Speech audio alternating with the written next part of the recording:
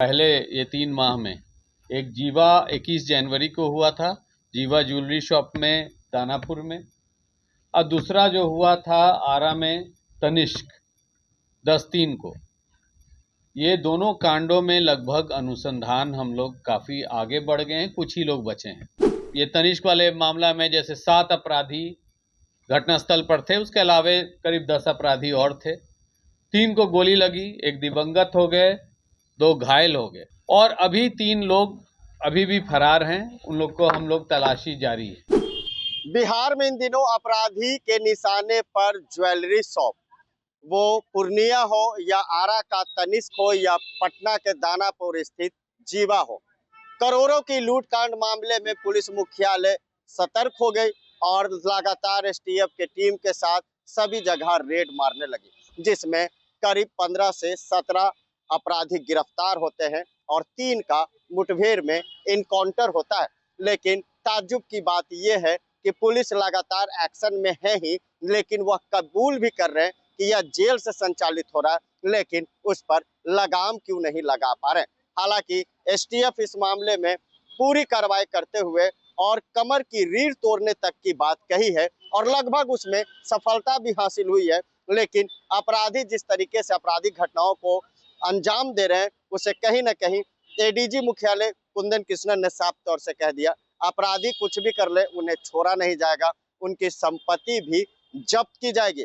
तनिष्क लूटकांड मामला और पटना के जीवा ज्वेलरी शॉप लूटकांड मामले में क्या कुछ कर रहे हैं डीजी कुंदन कृष्णन, जरा वो सुनिए। इनके सभी मेंबर्स यहाँ आए हुए हैं, आईजी ऑपरेशन, डीआईजी एसटीएफ और 3 एसपी साहब, एक एसपी साहब छुट्टी पर। इनके सामूहिक कार्य से हम लोग लगभग 2 जो इम्पोर्टेंट केसेस हुए हैं पहले ये 3 माह में, एक जीवा 21 जनवरी को हुआ था, जीवा ज्वेलरी शॉप में दानापुर में, और दूसरा जो हुआ था आरा में तनिष्क 10/3 को। ये दोनों कांडों में लगभग अनुसंधान हम लोग काफ़ी आगे बढ़ गए हैं, कुछ ही लोग बचे हैं। परंतु इसके अनुसंधान में जो तथ्य आई है उसके संबंध में विश्लेषण पर पाया गया है कि हमारे नवयुवक लोग जो हैं वो कुछ हार्डन्ड क्रिमिनल से इंस्पायर हो रहे हैं, रोल मॉडल बन रहे हैं, और कुछ जो पुराने हार्डन्ड क्रिमिनल्स जेल में हैं वो टेक्निकल मीन्स के थ्रू चोरी छुपे ऐसे युवकों को फंसा के अपने गैंग में लेते हैं और उनका इस्तेमाल करते हैं। सोना लूट, बैंक डकैती, ऐसे क्राइम्स में।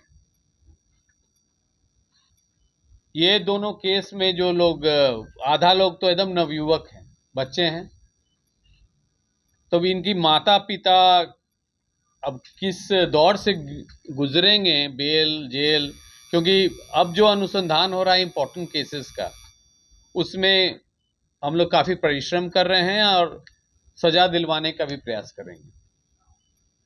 साथ ही साथ बिहार पुलिस की जो रुख है अब ज़ीरो टॉलरेंस की, ये तनिष्क वाले मामला में जैसे 7 अपराधी घटनास्थल पर थे, उसके अलावे करीब 10 अपराधी और थे। 3 को गोली लगी, एक दिवंगत हो गए, 2 घायल हो गए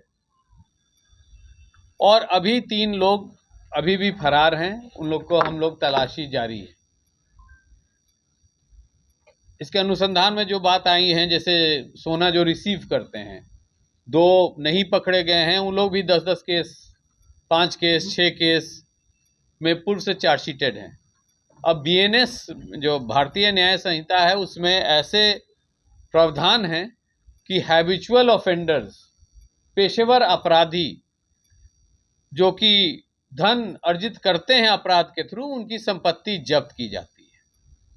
तो इस पीसी के मार्फत से ये भी हम वैसे लोगों को सूचना देना चाहते हैं, कुछ लोग पाए गए हैं उनके परिवार वाले लोग अपने बाल बच्चे के करतूतों से काफ़ी प्रसन्न होते हैं, क्योंकि वो धन अर्जित करके ला रहे हैं, उसी से गाड़ी चल रही है घर में, उससे घर बन रही है, तो वो संपत्ति भी अब हमारे रडार पर है और उस संपत्ति जब्त करने के लिए भी कार्रवाई होगी। इसके अलावे जो तथ्य ये कि वैशाली जिला, भोजपुर जिला, इधर वहाँ के नवयुवक का इस तरह के क्राइम में ज़्यादा ही कुछ पदचिन्ह आया है। ऐसा प्रतीत होता है कि इस दोनों जिला के लड़के जो हैं अनएम्प्लॉयड यूथ, वो पढ़ाई लिखाई और अन्य पेशा छोड़ के अपराध के दुनिया में आने चाहते हैं। तो हम लोग के सब लिस्ट बन रही है, डोजियर जिला वाइज बन रही है, स्पेशल टीम्स गठन किया गया है जो कि जिला के डिस्ट्रिक्ट इंटेलिजेंस यूनिट के साथ साथ मिलके ऐसे लोगों को चिन्हित करके खोज के निकाला गया। हम फिर आपके साथ लास्ट में बताएंगे कि क्या हम लोग कर रहे हैं और करने वाले हैं।